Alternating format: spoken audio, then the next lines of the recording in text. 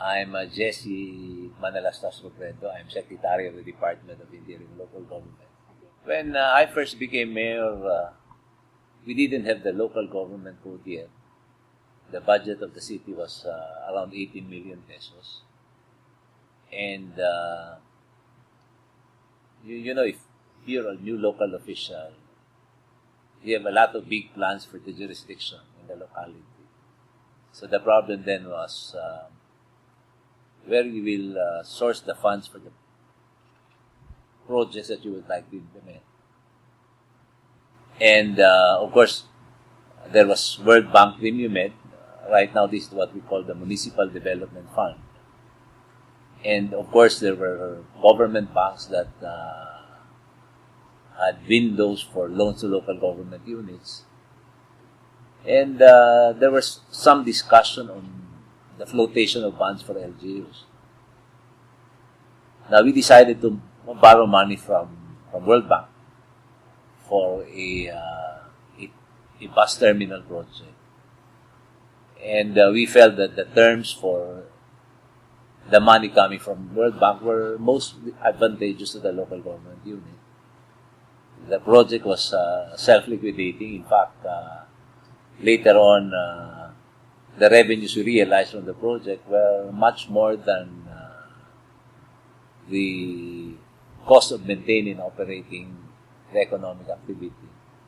Of course, after 1991, we had the new local government code, and suddenly you had increases in local government unit budgets with higher internal revenue allotments. But as they say, the more money you have, the more obligations you need to perform. And, as it went along, we realized that it was important to front load some of the resources that we needed for two reasons. One is that normally the cost of construction is higher than the interest cost and inflation. And if you will advance the money, you'll be able to do more for the same amount of money, and at the same time take on the benefits of the project. So we were looking at not only what we can do with the money that we had, but how we can leverage what we had to do more. In fact, I think while we are very prudent, we look at borrowings, we look at, of course, grants, in order for us to be able to deliver the projects, the services, in a manner that allows us to capitalize on outside resources. And this was a policy that we, in fact, promoted, meaning we felt that the Special Education Fund can be leveraged. We felt that the 20% Economic Development Fund can be leveraged. And as long as you invest this properly, it was best that you multiply your capacity by using outside sources without exceeding the requirements set by law, and at the same time, of course, maintain the financial stability of the jurisdiction. The present loans are rather conservative. The debt service ceiling is relatively reasonable. So you cannot borrow more than the debt service ceiling. And in fact, I'm sure that probably 99% of the LGUs have not exceeded their debt service ceiling.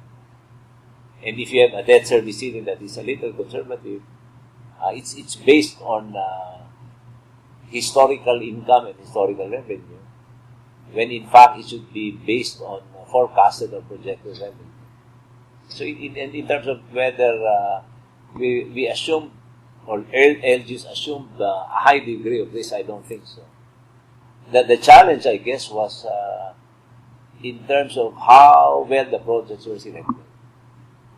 Whether this will really redound to the benefit of the residents of the locality, or whether this was simply a legacy project because a politician or an elected local official would like to be remembered with an edifice.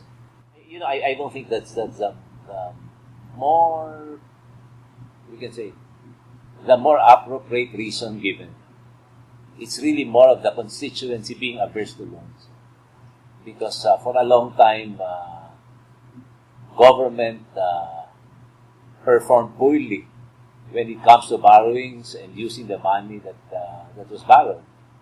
I think probably for national government, for instance, there were a lot of borrowings for white elephant projects. And as a result of media reports on this, people really are, we can say, averse to borrowing. So if you have a local official with a constituency who perceives loans in this manner, then the local official will not borrow because, this will create a negative publicity on his part. That's why I guess it's not really a question of whether they can pay or not, because there are limits to what you can borrow, especially in towns and provinces where income is 80 to 90% internal revenue allotment. There is no way that you won't be able to pay. Now, borrowings from government banks requires a guarantee. And there is what we call an IRA intercept mechanism, wherein LGUs are compelled to pay. So it's not really a question of whether they will pay or not. In fact, if there is one loan that is almost 100% secure, it's an LGU loan. You can ask the banks if their prime creditors and borrowers are not LGUs. They'd rather lend to an LGU because repayment is compulsory. So aversion to borrowing really is more of the negative perception of loans insofar as voters are concerned. What you can do depends on the amount of money that you have and how well you spend the money. Now, from experience, money is not always enough. As you go along, as you do more, you realize that you can do better and do more and more. Now, there are capital investments that require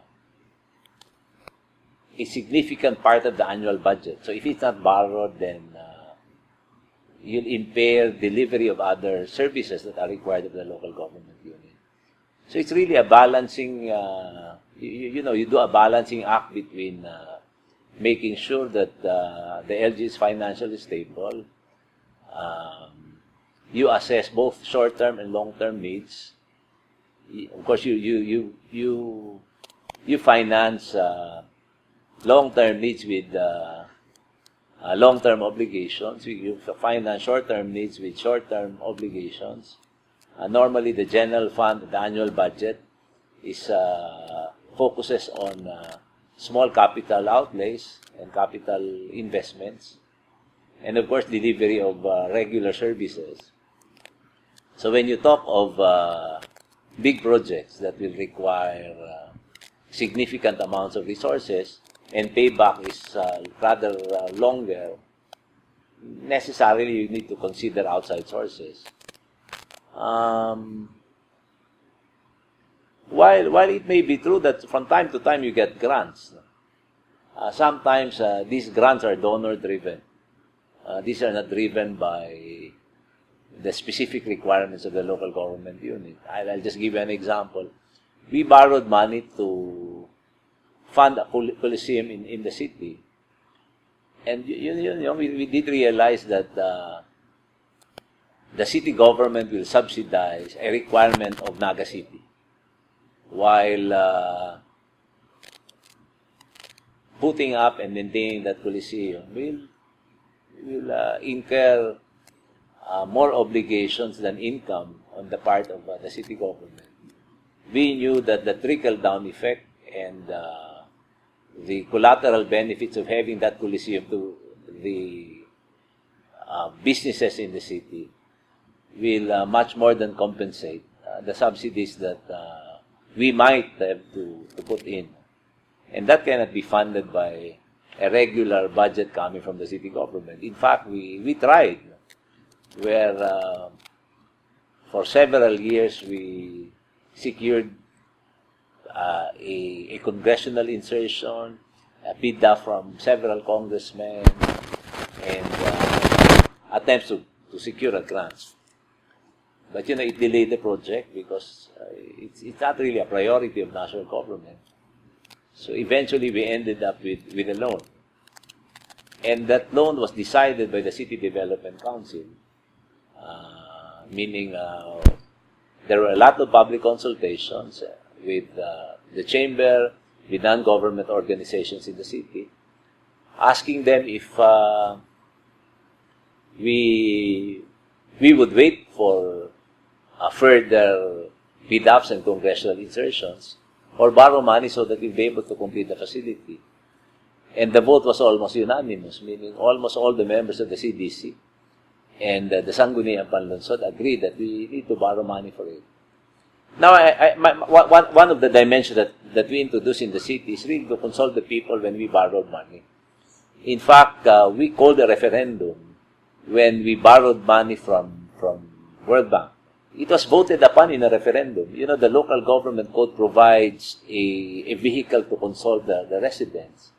And this one was voted upon by the residents, meaning it was COMELEC administered. People went to the voting centers. They were asked whether, number one, they would like that we develop a new commercial business district. Number two, whether they'll authorize the city to borrow money for the commercial business district. And they voted that, we borrow money, we develop the commercial business district with the bus terminal as one of the important facilities.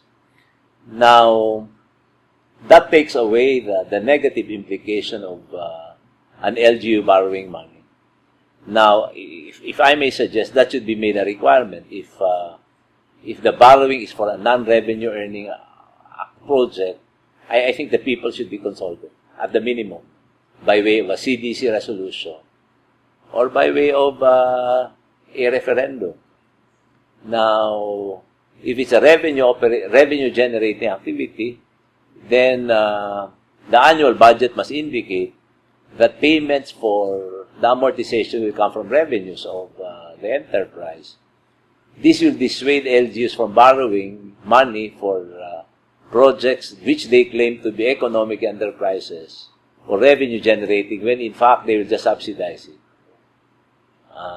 I guess by improving stakeholdership on borrowings, we'll be able to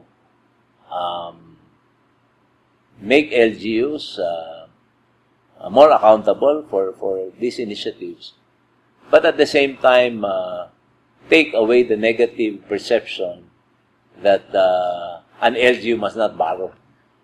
People involvement really is an important element. Now, we have rather good experiences with funding from the World Bank. In fact, when we contemplated on floating bonds for the bus terminal project, we were looking at funding coming from the Municipal Development Fund and bond flotation. Now, of course, there is no mature bond market in the country during that time, at least for the LGUs. And it was easier to borrow money from World Bank than to float bonds. Of course, the sweetener was the World Bank loan had a grant component. So my sense was that it was better to borrow money from MDF than to float bonds. Now, of course, I think MDF can do a better job in terms of fast-tracking processing. Right now, we have a borrower's market where LGUs are considered as prime clients for loans of the government banks. And if there is no advantage going through the MDFO process, I guess most of the money will be borrowed from government banks instead. As I've said, it's more of project selection than the concept of borrowing. It's more of making sure that we do not exceed the allowed ceilings as against not borrowing. Now, I know that many LGUs have borrowed because they borrowed money intelligently and used the money prudently. But there have been instances where we can say that they could have done better. So in so far as we are concerned in general, I guess we should promote prudent borrowing and make sure that the projects that are identified for these borrowings are really good for the public. Now, to make sure that the money will be spent wisely, we are proposing what we call a requirement of seal of good housekeeping. In fact, we have proposed this to the Department of Finance that LGUs with no seal of good housekeeping should not be allowed to borrow, because there is that risk that the money will not be spent for the purpose that it was borrowed. Now, it should not simply be a question of the capacity to pay. Because as I've said, the internal revenue allotment, if it consists 80 to 85% of the budget, it's guaranteed payment. And that's the reason why LGUs are prime clientele at this point in time. So probably in the interest of the bank, they will lend money. But in the interest of the constituency that the elected officials are serving, it might not be good to lend them the money.